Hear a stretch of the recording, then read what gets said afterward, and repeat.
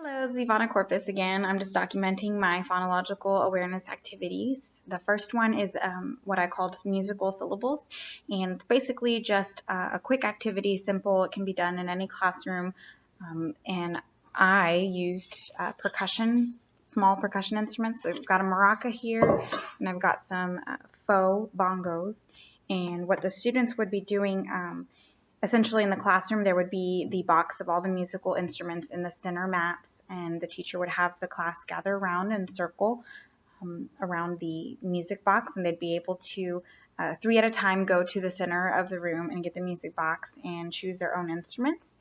The teacher would then stand, and this activity can be done with 2-syllable words or 3-syllable words, and she would just kind of set an example for how she would want the entire room to use the music instruments to correspond with their syllable words. So I'm going to give an example real quick of how that would look. So I'm going to use the maraca. If we were doing a 2-syllable word, I would shake the maraca twice, one for each syllable. So in the word grandma, grandma. And then we could go to, if I had my classroom set up, the student next to me would go and think of a 2-syllable word and use their instrument. So if they had the bongos, they would say happy, happy, happy, 2 syllables. And then this could be done with 3-syllable words. Lollipop, musical, instrument. So you could do this with kinder or first, and it would be a really fun activity to kind of get the kids to use their minds and keep them engaged so that they know that, hey, when this person goes, I have to have a word ready to show out. And so, yeah, that's the musical syllables activity. Also, I made what I called the rhyme bingo, and it's an activity that goes with learning about rhymes and rhyming words. And so my printer wasn't working, so I had to make my own game board. But essentially, this is really easy to make. You could either print them online as a teacher, or you can just do what I did. If you're a better artist than I am, that would probably work out better for you. But this is just a simple five-row and 5-column game board.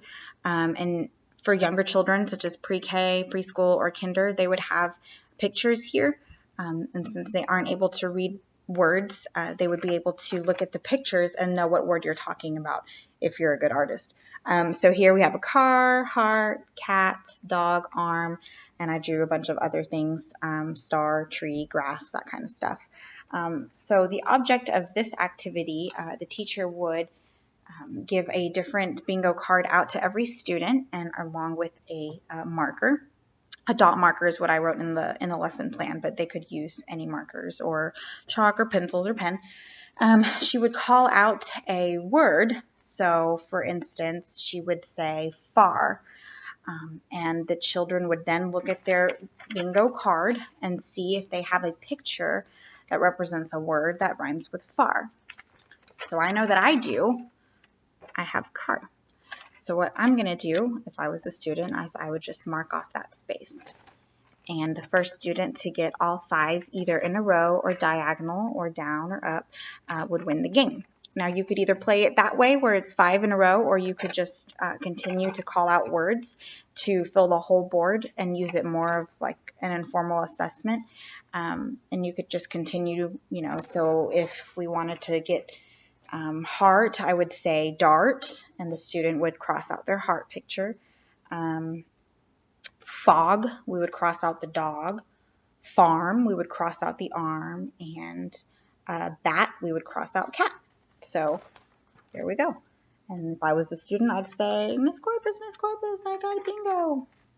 So it's really simple, and it helps with them actually looking at the picture that represents the word and thinking to themselves in that split second, okay, does this rhyme with car? Does this rhyme with bat?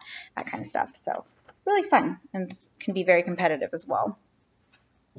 The other activity, the third activity that we have that I wrote is a hen to fox activity. I actually used this activity last semester in my Reading 360 class, and me and a partner got the idea from a video that we saw online, and I attached the link on there for you guys to see.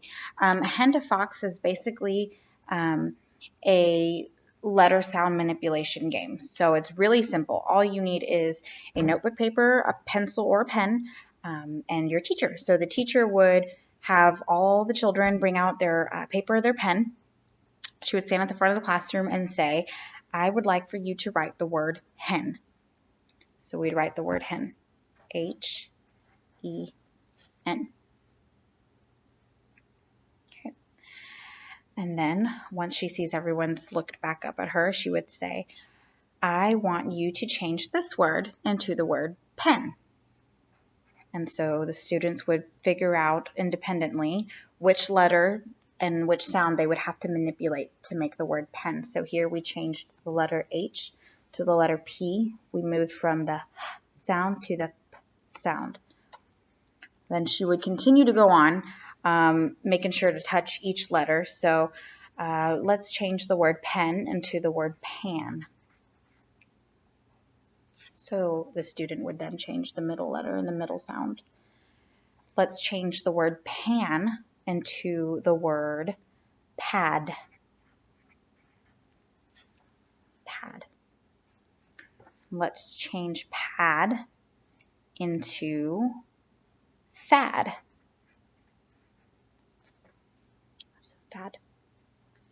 Let's change the word fad into fax. Change the last letter. Fax into fox. And you can make this game go on forever. You can create all different kinds of words, and I think the students would really think that it was a cool activity. In fact, when we did this last year, they said that was really cool how we started with the word hen and we ended it with fox, and they don't even look the same. So it was really cool.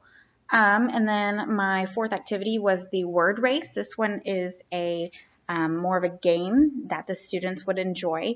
So the teacher would get in front of the classroom. She would divide the entire class into two teams.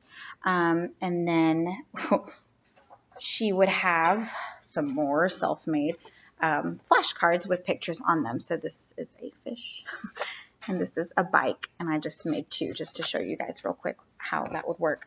So the students would be divided into two different teams. Each team would send a representative. Everybody would have a chance to be that representative, and they would be right in front of the teacher, and the teacher would then flash the card that has a picture on it. And what this game is working on is working on the word segments, the sounds that are in the word. And so here, if I was a teacher, I would show my students this bike. And they would each have a bell or a buzzer. And whoever would get to the bell first would be able to answer before the other person.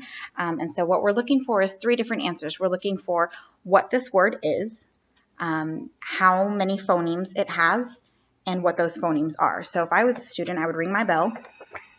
I say bike. It has three phonemes, p, a, and this one's a little bit tough because it has a silent E at the end.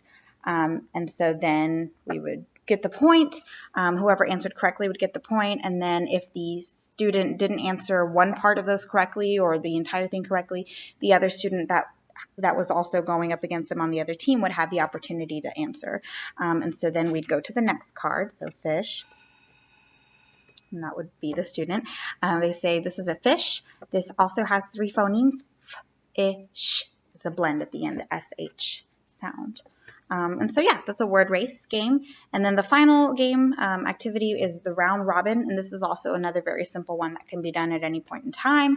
You don't need any materials. You would just gather your class on the carpet, have them sit together, have them close their eyes. And as a teacher, you would just facilitate their pretend play. So we'd say, okay, class, I need everybody to close their eyes and think about what you would take with you if we went to the lake or the park, or, you know, on a picnic or on a field trip.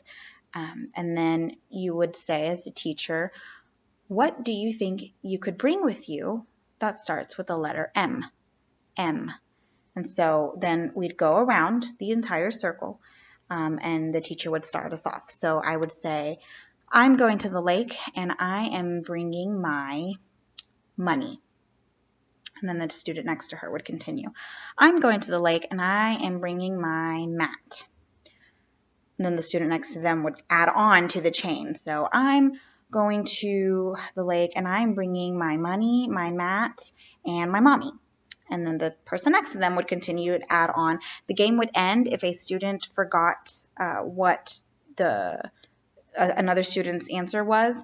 And it's just a quick, easy game that goes over the beginning sounds of each word. And you could also do it with ending sounds. You could do it with blends. You could do it with onsets and rhymes. It's a really simple thing that you could do in the classroom without having to use any materials. So anyway, those are my 5 phonological activities, awareness activities, and thanks for your time. I'm like 11 minutes, but it was fun. Thanks.